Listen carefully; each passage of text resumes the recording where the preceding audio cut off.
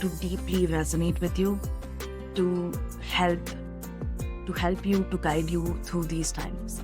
And again, this was, I have no words. You have to listen to the episode to understand what I truly mean, what my expression truly means. Thank you so much. Hey Sarah, thank you so much for accepting to come on this podcast. It's been an honor. Genuinely, thank you. How are you doing today? I'm doing good, thank you. I was awake at 3:30 in the morning because I think it's the aftermath of the full moon that we had a couple of days ago. But so I got up, made a cup of tea like I always do, and then just got loads of things done. So yeah, I'm doing good. That's awesome. Okay, I do want to ask that question about what that is, because we were very specific when we spoke about it in the messages, right? But before we go on to there, for people who don't know you, who don't know the amazing work that you do, if you could introduce yourself to them, please, it would be amazing. Yeah, so I have evolved over the years with my soul calling. And now I actually help very high achieving, empathic, sensitive women like yourself to really just feel into who they are. And what's important for me is that we're able to heal their soul. And the soul is in capital letters. So the S is for self, the O is for others, the U is for universe, and the L is for life. And we need to begin with the self, because if we are not connected to ourselves, if we're not aligned with ourselves, then the rest doesn't really make much sense. So that's where I put my focus. Wow. Yeah, I saw that when I was reading your bio on your website too.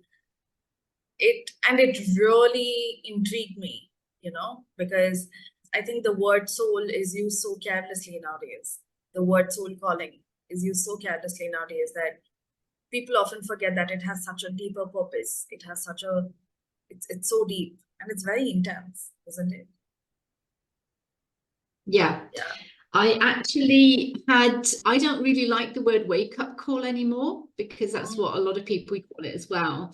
And I call it more the shifting of consciousness. So I've had a few of them. And the first one really started 22 years ago now, when I'm looking at the date as we're speaking, and I got pregnant for the last time, probably around this date, 22 years ago. Wow. And that was like my first sort of shift of consciousness. And it really sort of made me wake up, I suppose, to my reality and to what was going on around me. But also that was when I felt, at least, that I had no other choice than to really just trust myself. Because the last pregnancy that I had was one that was very challenging for me on a physical level, but also a very emotional level. And this was for two reasons. And the first reason was that when I had my blood test done, as is very, very common during pregnancies, the results came back and they weren't the right results, the right in inverted commas, results for a woman of my age and with my health and everything else. So they thought that something was wrong with the fetus and they wanted to do a lot of extra tests. And my body violently reacted to that piece of news. And my body was like saying to me, don't do those tests. Don't do them. So, and that was like the first sort of time that I'd really felt this really, really strongly. So I was like, what's going on? And when I put this to the doctors and I said, I don't feel that I should be doing these tests, they ridiculed me, they criticized me, they made me feel really, really bad. And I knew deep down that was the right thing to do, not to do the tests. So I went against all the medical advice, and I didn't tell many people either about this risk, about these tests, because I was really scared. And the few people who knew, most of them didn't support my choice either.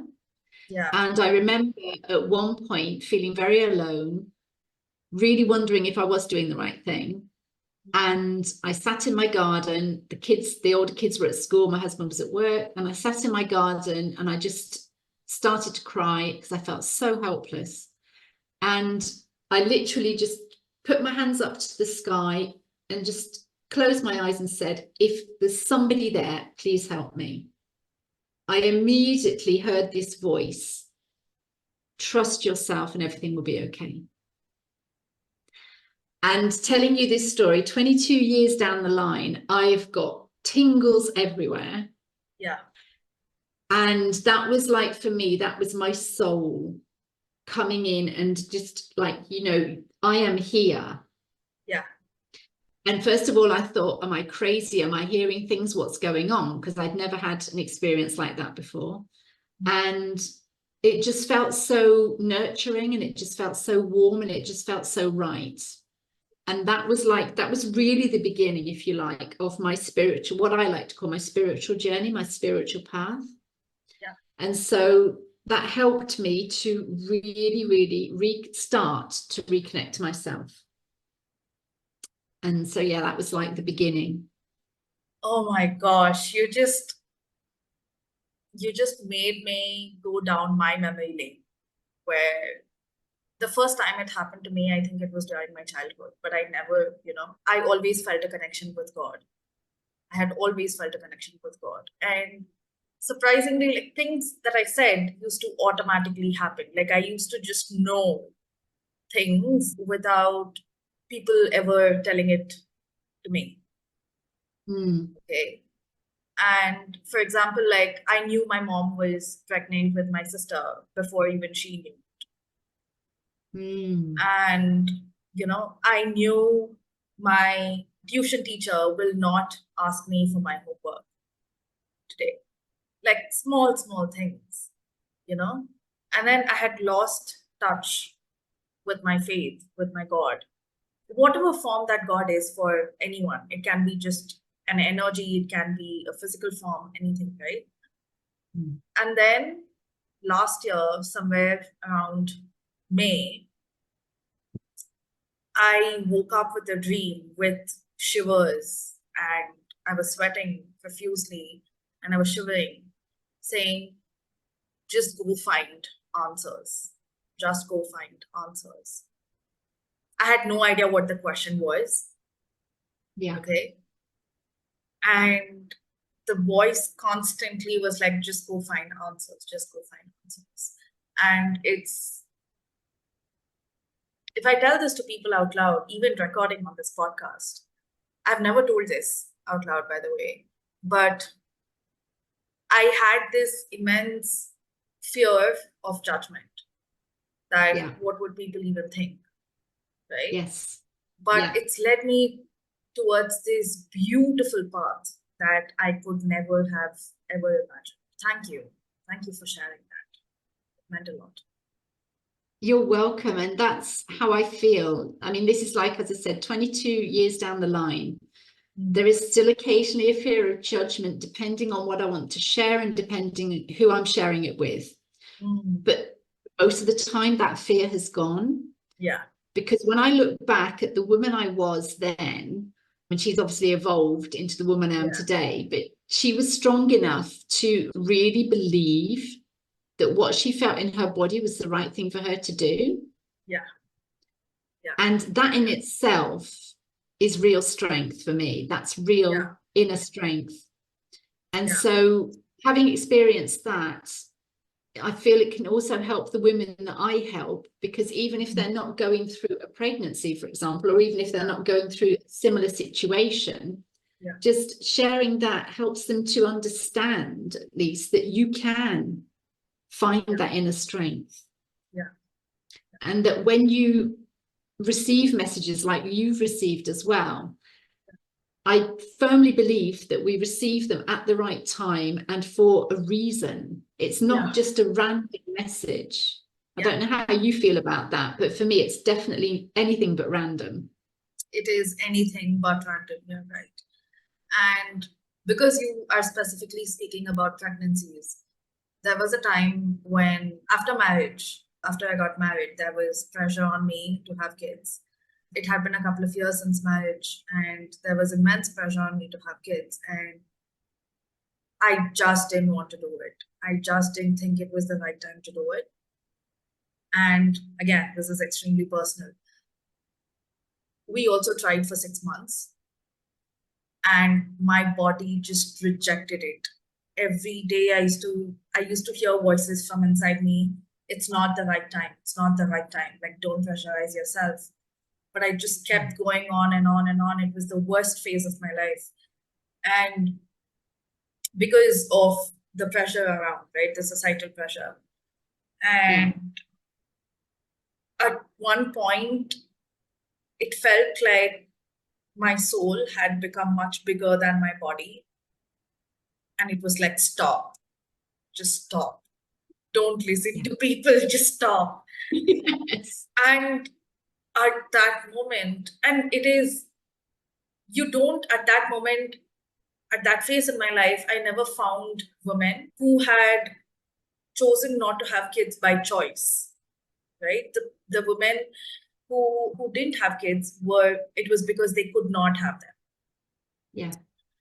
And I never saw examples of women who chose not to have kids. And without examples, like, I had no one to trust around me. And it was horrible. And it was then, I think 6 months later, when my soul was like, just stop. And I did it. And it was like, and when you get these messages, everything changes in a day. Yeah. Right? Yeah. It changes in a day. And I know people who are listening to this, who have experienced this, will associate with it. Everything changes in a day. Yeah. Oh my God. So, because I have been through my spiritual calling and awakening and the whole process of journey, I know why it's important. Okay. But for people who haven't gone through it, for people who haven't tapped into their soul yet, let's not call it spiritual or anything, but for those who haven't tapped into their soul yet, why is it important for them to tap into their soul? To listen to their intuition, to listen to their voice, and gain that confidence to trust it? Well, for me, it's basically because it's part of who we are. And so if we haven't got the connection between our mind, our body, and our soul, because for me, it's those three, if we haven't got that connection, there's always going to be something missing. Yeah. And I went through until this last pregnancy, I went through life feeling that something was missing, or feeling that something wasn't quite right, or just feeling there was a lack of, I don't know what it was, okay, but just feeling that there was something that was stopping me from having a whole life. And I didn't know at the time that would be like the sort of the catalyst, if you like, to everything that I've experienced since. And I always say to my clients, I love hindsight, because hindsight can show us everything and tell us everything. Yeah. But when you're moving forward, and often blindly because you don't know where you're going, this is the thing that happened to me to begin with, at least. It was like blind faith. People say that, don't they? It's blind faith. And that's what I had. And that served me well. But at the time, it can feel like you are totally lost. You have no idea where you're going to end up, and you have no idea what's going to happen. But despite that, I did start to feel much more whole. And I was going to say as a person, and I'd actually want to say as an entity, but not like an entity, a ghost or anything like that. But it's just, I know the what whole, you mean. Yeah. So if you're listening to this and you haven't connected, or even maybe don't even know how to connect, one of the things that really helped me was to spend time alone, just in a calm space. Meditate if you like meditating. You don't have to meditate, but it's just really making that time and space for yourself to be on your own, with your own thoughts and with your own feelings. And I know that this can be extremely scary when you're not used to doing it. It's so beautiful and heartwarming. But sometimes it also brings me to it also brings me to the question that, so typically the people who are like us, right? Okay, I don't want to put you in that bucket, but at least for me, there are like a lot of women who have intellectualized themselves to an extent that they have lost their soul, right? They have lost touch with their soul. And Yeah. if in that phase of my life, if I had come across your work, I would not have resonated with it at all, right? I would not have resonated with my emotions, my soul at all. So throughout our life journey, I'm assuming that, as people like to call it, the customer journey. I hate that word. But at what point do people realize that, hey, I need help with this and I need to work with such a person? Because, and I'm also asking because if our listeners are at that point in their lives, they can seek help, because sometimes you don't know when to seek help, right? Or if you even should seek help. So in this phase, when do you not need to seek help, and when do you need to seek help? I would say it's when you start to no longer recognize the person you think you are. Oh my God. Oh, okay, go on. Okay. Yeah, because at least that's how it happened to me. And the very vast majority of the women I've already had the pleasure to coach, that's what's happened to them. And it seems to be sort of very, what's the word? When it happens, it seems as though you literally feel as though you've woken up and like, oh my God, what's going on? Yeah. But in fact, it's not. It's a build-up over many months, probably many years, maybe even many decades. Yeah. So it's a build-up of various different things. And obviously it's different for each person, but the majority are experiencing problems with their relationships. So whether it's with their partner or their children or their colleagues, but it's not just one, they're just experiencing different relationships, and there's something not right in their relationships. And this is leading them to question who they are and what they actually want in their life. Just give me goosebumps, because that's the exact stage I seeked help to. And I think more than I sought help, I think the help sort of landed on my lap. Yeah. You know, the universe has a very weird, peculiar way of putting people and situations and opportunities in your lap when you least expect it. Yeah. Yes. Yeah. Oh. So once people do come in, right? Once people do get in this path, what can they actually expect? Because, and again, I'm asking this because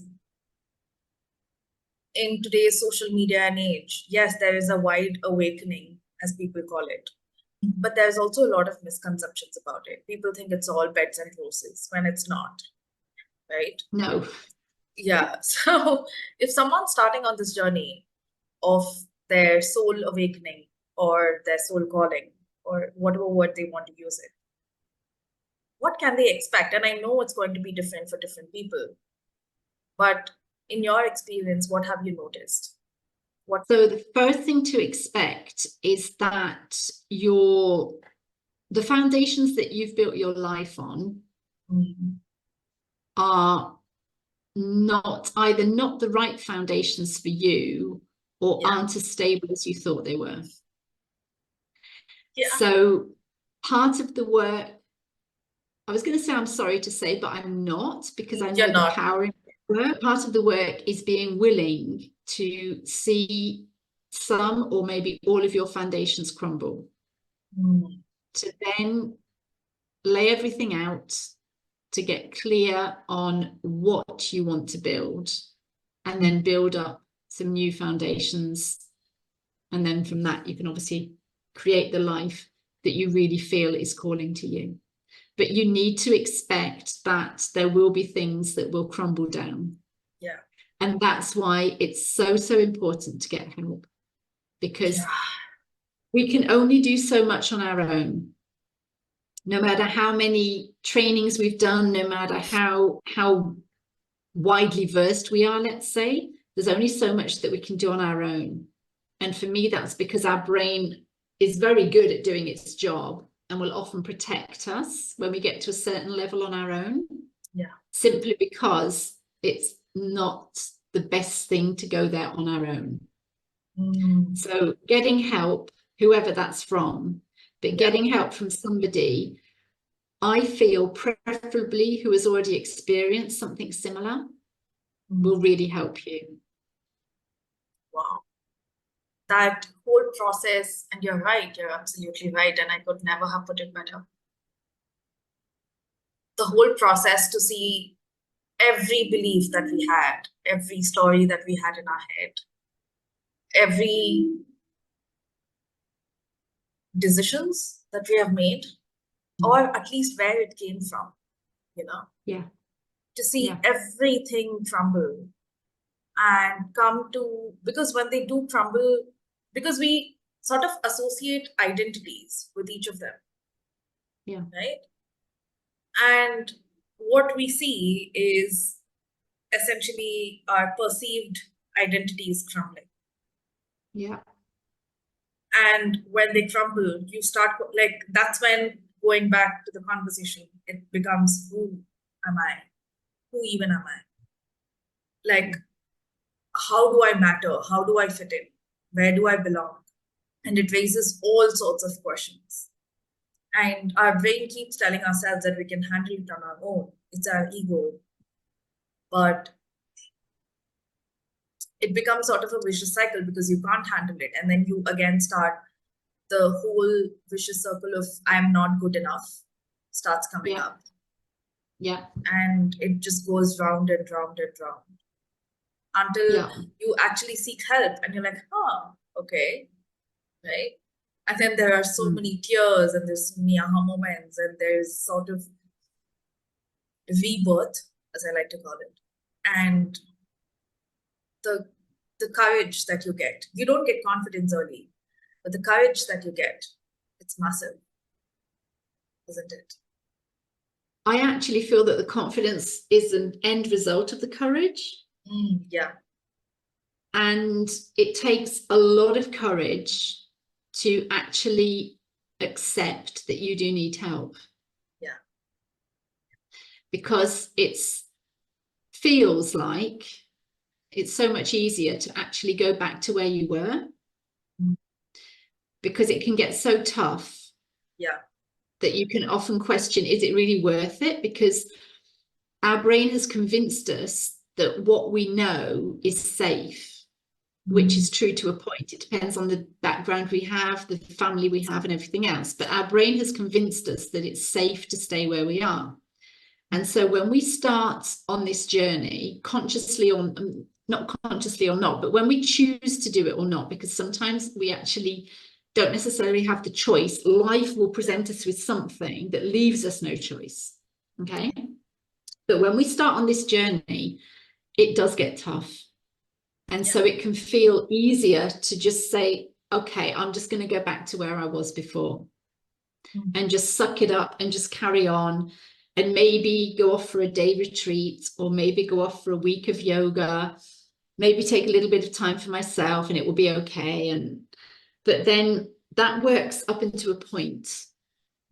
And depending on how far away you are from the path that you are really destined to be on, this will take you to very, very deep places.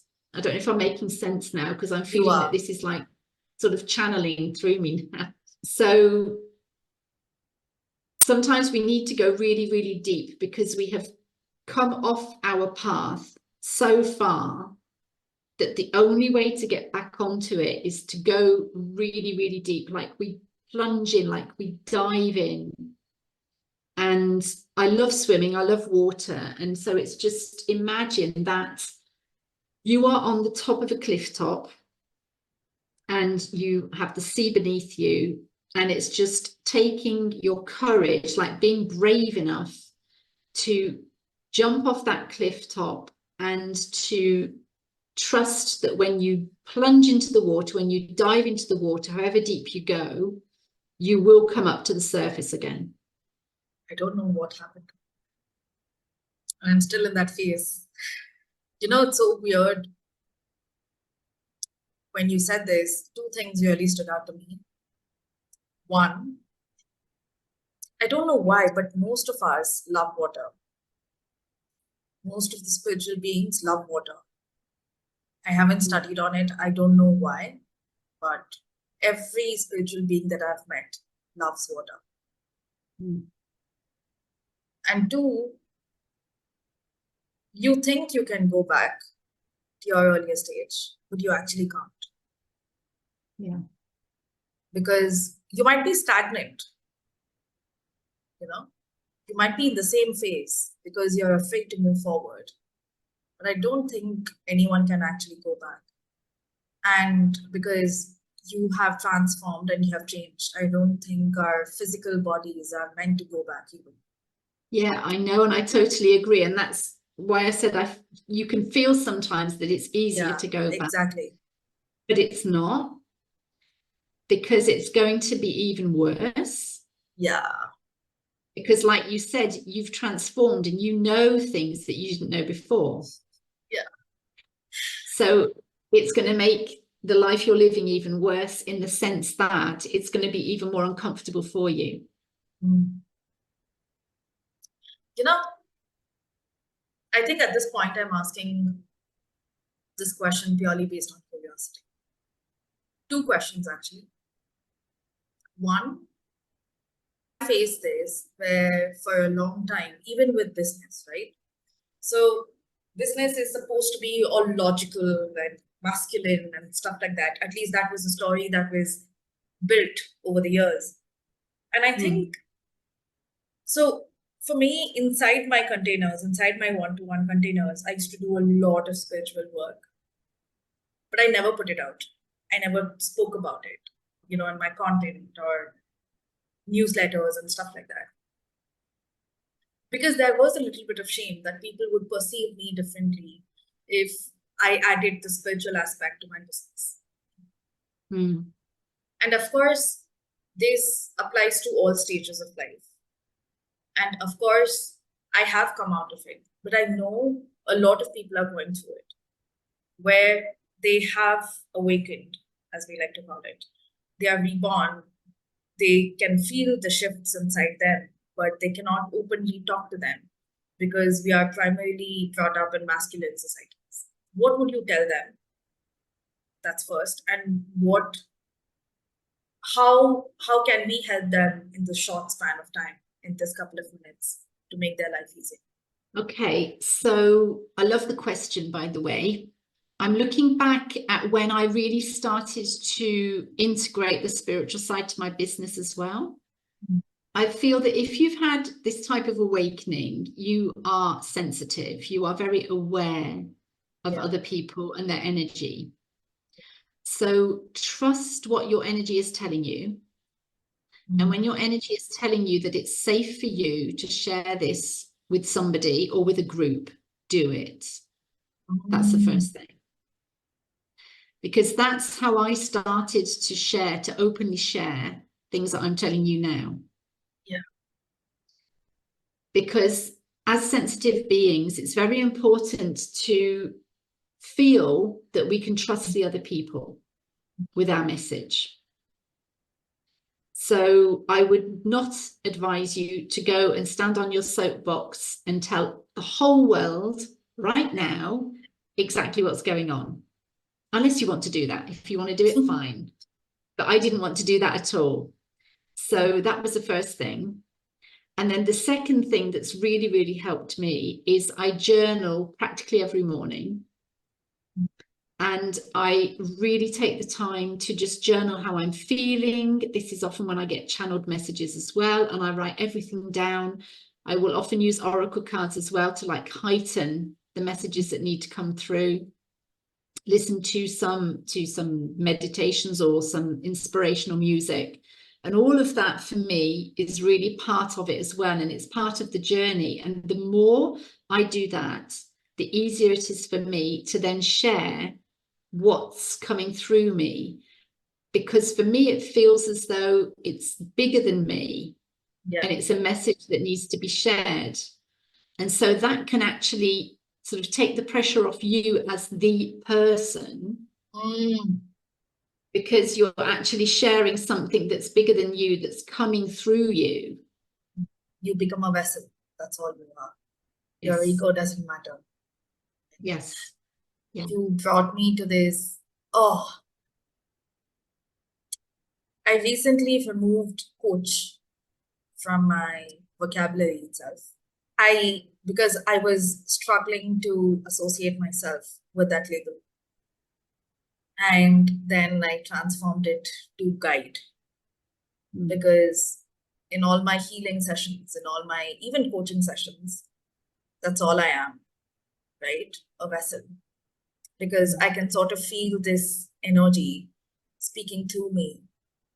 Then how does my ego even matter there? And that was so liberating for me. And you reminded me that I'm going in the right path. So thank you for that. You're welcome. Oh, shit. A lot of things are coming up inside, but I'm also feeling blank almost. It's a very out of body feeling. I actually blanked out on the questions that I wanted to ask you.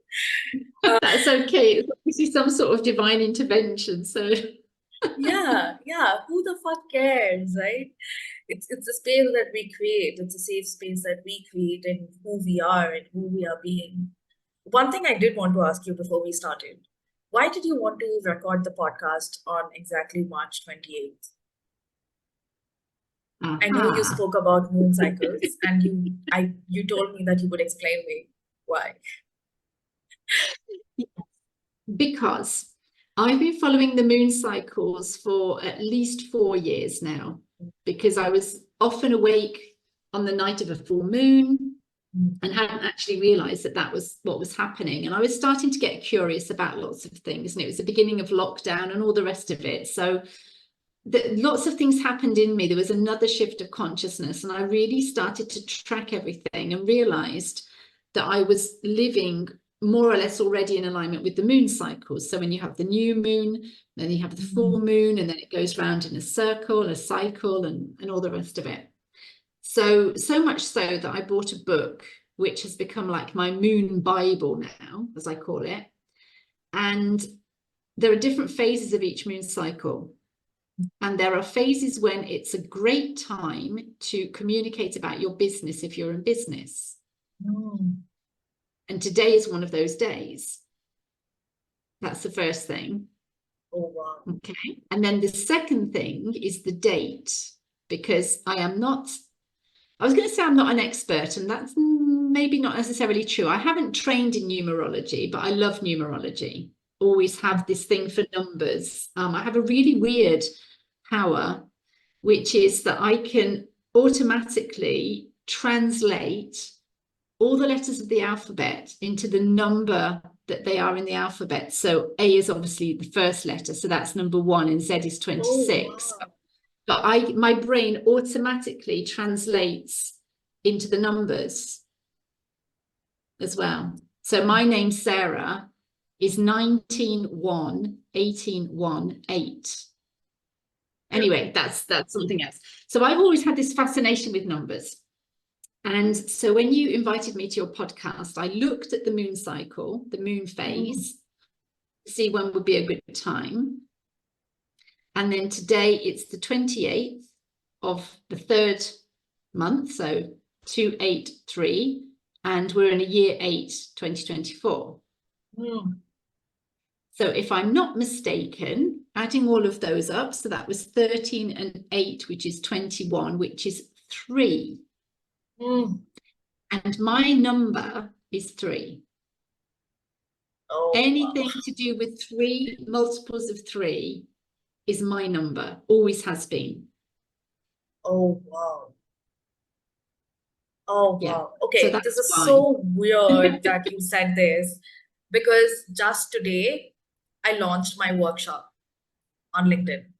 I was supposed to launch it 3 days back, and something was stopping me. I kept procrastinating. There were calls coming up, etc., etc., etc. I was just feeling tired. But suddenly I got this inspiration to launch it today.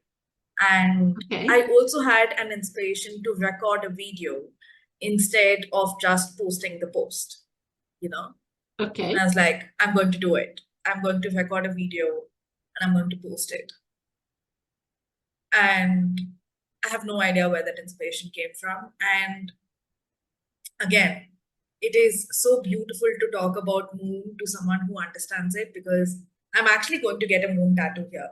But every time I see the full moon, I cry.